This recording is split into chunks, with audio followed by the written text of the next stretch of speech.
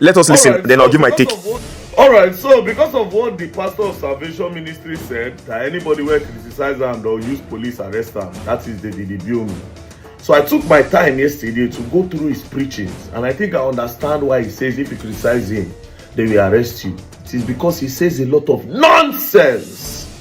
And truly, the man who like criticism. Because when I post yesterday, I see some people, some writers go in comment section, he start to delete comments. Do you understand? Now, I will show you people what I saw. Like I said, he says a lot of nonsense. A lot! For now, Prophet Jeremiah, I will take break from you. You understand? Let's start with David Ibiyeomie today. And throughout this week, we're going to continue. Now, let me play this. The sin that Adam did, what was the sin he committed? That God will get so angry as Adam, you mean you committed this sin? Get out here. Because you need to ask questions. What is it that Adam touched? If it was apple, then you and I should not eat apple again. Adam touched the tithe. Was the only thing God told him not to touch. He said, this one is yours, but this is mine. Now let me say this to you to humble you. If you don't want to prosper, they are not ready for heaven. Because he said the streets of heaven, don't be holier than God. Every time you touch your tithe, you are living in dishonesty. You are tampering with that which God has told you not to. The sin that Adam did, what was the sin he committed? That God will get so angry as Adam, you mean you committed this sin? Get out here. Because you need to ask questions. What is it that Adam touched? If it was apple, then you and I should not eat apple again. Adam touched the tithe. Was now just imagine this preaching. Imagine preaching something like this. Like this now. Because of this preaching, you have scared a lot of people in the church. Like this now, a lot of them will be so scared. Even if they don't get money for tithes, they feel borrow come pay. Imagine bending the Bible for your own selfish interest because you want people to pay tithes. Just imagine it. Now, I don't know much about the Bible, but when I was locked up in prison, I took my time and I studied the Bible a little. And I can tell you for a fact that what this man is saying here is all lies. How? The story of the Bible says that God created Adam, then he brought in Eve to support Adam. The reason why they were chased out of the Garden of Eden was because God gave them an instruction about the forbidden fruits. And he said, this is the fruit of good and evil. Do not go close to the fruit. And then they went to eat the fruit. Then when they realized that they were naked, God said, okay, these people now have the knowledge I don't want them to have. So it's now time for them to go out of the kingdom. So leave. Now, he now placed the curse and he said, from today, man, you shall till the ground. You go suffer, you will sweat before you eat. Why women? Your punishment is that before you give birth, there will be pains during childbirth. By this time, tithing have not yet existed. Because when their eyes were blind, when they could not see anything, they had everything in the garden. You want yam, you want tomato, you want bole, anything you want is in the garden. God gave them in abundance. Eat anything you like, just don't eat this one.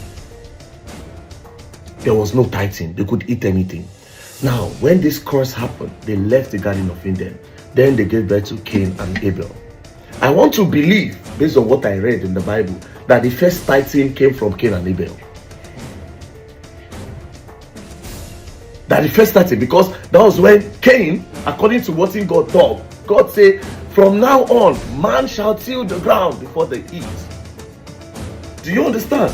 So Cain being a farmer, then Abel being a shepherd, carrying sheep around. He don't go into poultry business and livestock business. Do you understand? Then this guy being a farmer, so it was now time for tithes. That's when I can say there was the first tithe. Going by the Christian religion about tithing, that's when I can say, okay, yes, that is the first tithe. Cain and Abel. So okay, it's appreciation day. Let's go and give God something, which they have now turned to 10% according to the religion now. Pastors of nowadays. Okay, let's give God something. What will I give God that will make God smile? Then Abel said, you know what? Let me give you my finest sheep, the one where no get spots. Then he carried it and he sacrificed. According to the story, then God smiled and said, VeryDarkMan Abel, you are my son. Take. Now Cain was taking his own tithes to God. He go find one fruit where don't dey spoil because he won't make money. He said, this is the one that we give God. Then he took it to go and give it to God, but God didn't accept it. God said, no, what you cannot eat, you want to give it to me to eat. Is that what you are doing? Me that gave you life? Are you paying for your breath? You are not paying for your breath too. I gave you eyes to see. I gave you hands to work. I gave you bola to knack. Knacking is one of the sweetest things on earth. I gave you bola to knack. And by that time, I say that bola is big. Pass our own now. Give you strong bola. So you give me what you will not eat. And God said, no, I won't take it. And back then, if you know when God diverse, God they communicate with the people directly. If you see the magic now, you will see signs and wonders. Then Cain now got angry. That why this Abel, this very dark man, so then boom, pa! Now that's when I can say the first tithe in the Bible happened. So imagine David Ibiyeomie now twisting everything upside down to say the reason why the reason why Adam was sent out of the Garden of Eden is because he did not pay tithe. Therefore, saying that if you don't pay tithe, God will not want to associate with you. God will not smile on you. God will chase you out. So you will come make a lot of your members now. They will fear. You will be so scared to bring the tithes to you. You see the kind of manipulation where they get down.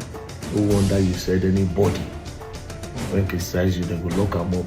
I'll be waiting for me to be locked up. I'll be coming to Nigeria very soon.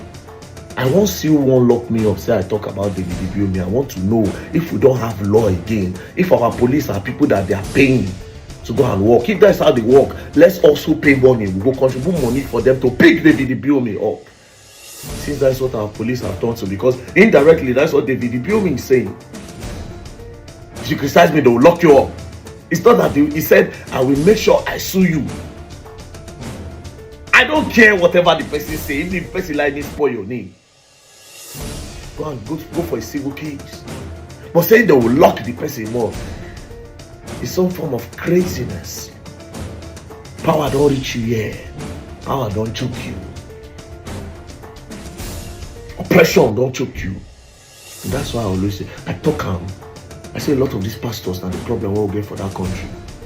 They brainwash the youth not to move. They manipulate the youth not to move and wait that, oh yes, one miracle is coming somewhere. Just keep praying and paying your tithe. It's a very big problem. So Pastor David Ibiyeomie,